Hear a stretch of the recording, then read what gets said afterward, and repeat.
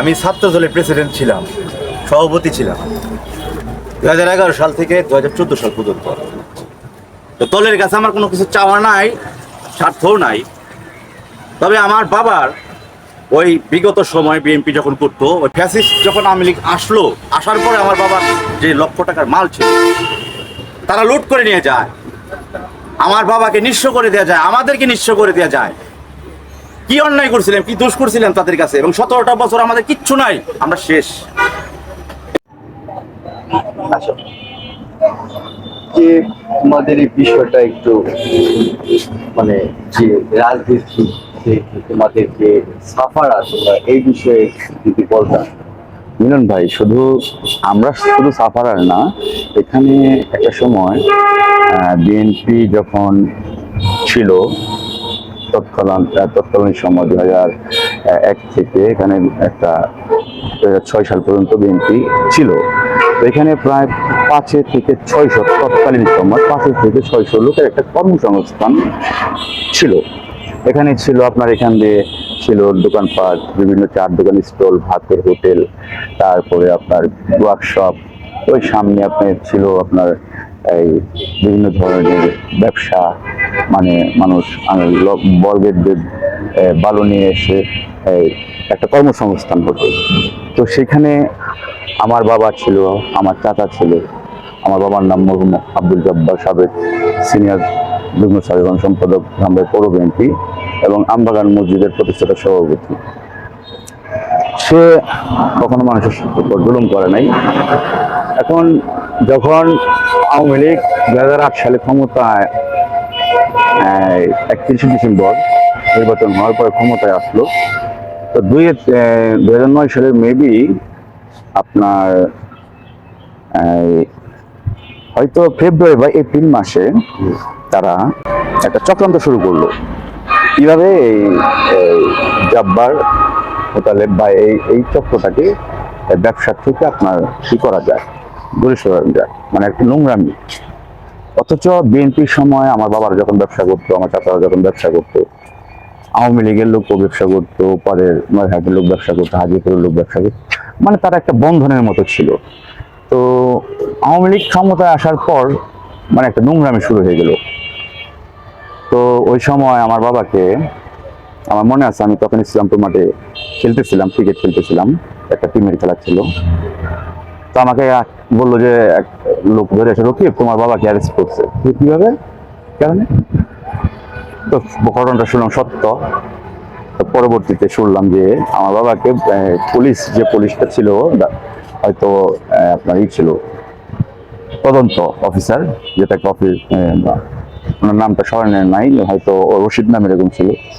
তো উনি কাস্টমার সেজে আমার বাবাকে ফোন করছিল যে জব্বার সাহেব আপনি কোথায় আছেন, আমরা একটু ভালো নিব আপনার সাথে, তো কথা বলবো। তো আব্বা বলছিল যে আমার তো ম্যানেজার আছে, আপনি কথা বলেন ওনার সাথে।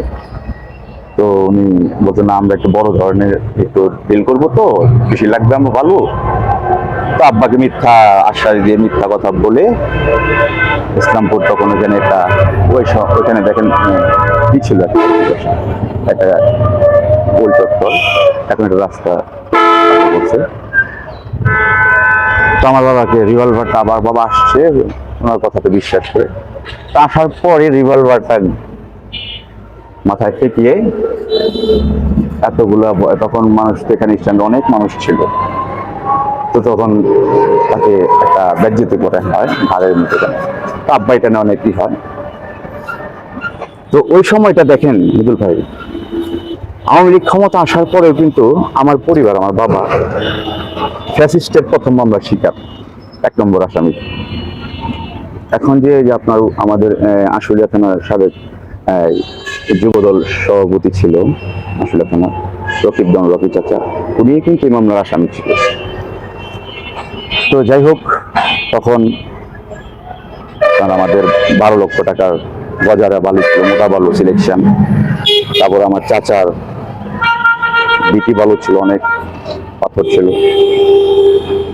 শুধু আমাদের না, আদারস অনেকের যারা ব্যবসা করতো তাদেরও অনেক স্কোপ দেয় না। তারা ওই সময় এমন ভাবে তারা আসছিল যে আমাদের সময় দেয় না। ওই ভালো ওই সিলেকশন নিয়ে তারা ব্যবসা করে, লুটপাট করে ওইটা দিয়ে ক্যাশ, রেডিমেড পেয়ে ক্যাশ করে ওইটা দিয়ে ব্যবসা করছে। এটা কি হইলো? আমাদের উপর জুলুম হইল না? আমাদের উপর তো একটা অন্যায়, একটা জুলুম করা হলো। তো যাই হোক, এর কারা? এটা ছিল তৎকালীন সময় আপনার এই আওয়ামী লীগের ছয় বাড়িয়ার লোকজন ছিল, তারা ব্যবসাও করতো, তারাও সিন্ডিকেট করে আসছে। আমাদের কুমড়ালে ছিল সাহেব আলী, ওর ছেলে পেলে ভাগিনা বুরহান, তারপরে এপারের আপনার ছিল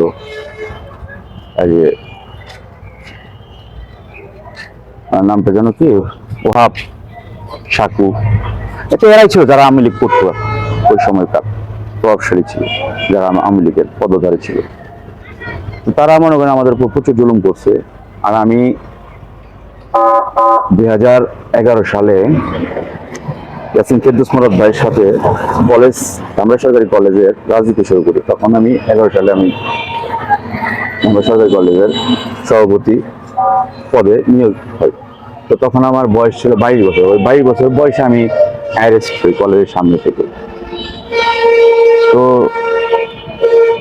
অনেক নির্যাতিত হয়েছি, অনেক নিপীড়ন হয়েছি। 17টা বছর বাবাকে হারাইছি। বাবা মৃত্যু 14 দিন আগেও হাজিরা দিয়েছে। আমার বাবাটা নাই এখন।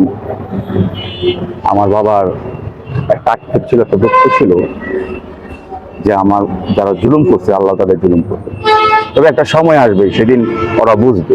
সেই সময়টা আমার পায় নাই আমার বাবা, আমার চাচাও পায় নাই। আমার চাচা মসজিদে, আমাদের কুমড়াইল মসজিদে কান্না করছে যে আমার বালু নিয়ে গেছে অমুকে, সাহেব আলী লোকজন।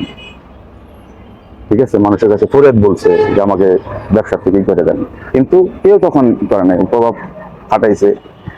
এর জন্য জিনিসটা মনে করেন হয়ে গেছে।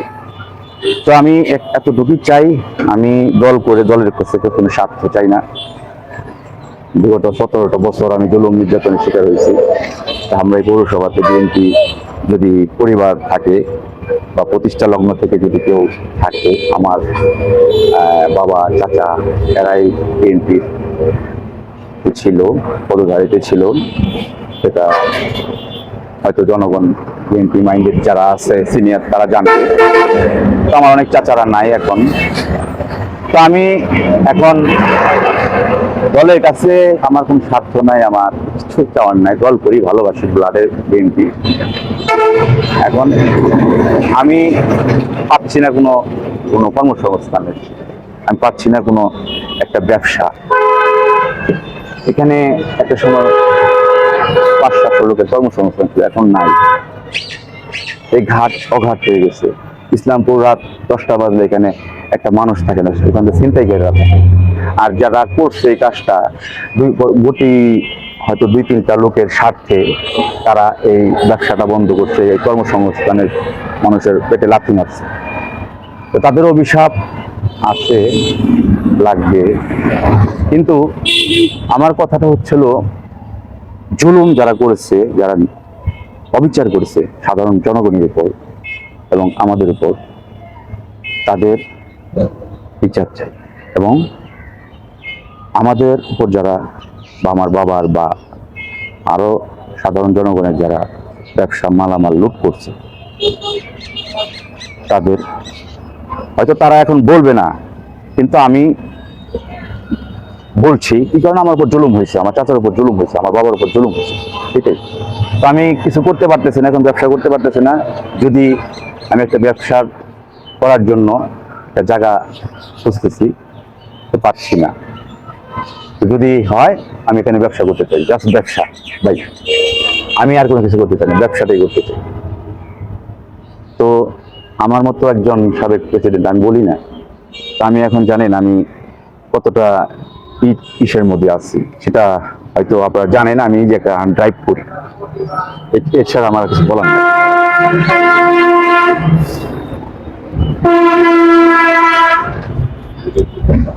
এখন কোনো কর্মসংস্কার হয়, যুবক বেকাররা এখানে কাজ কাম করে খাইতে পারে, তাদের সংসার চালাতে পারবে।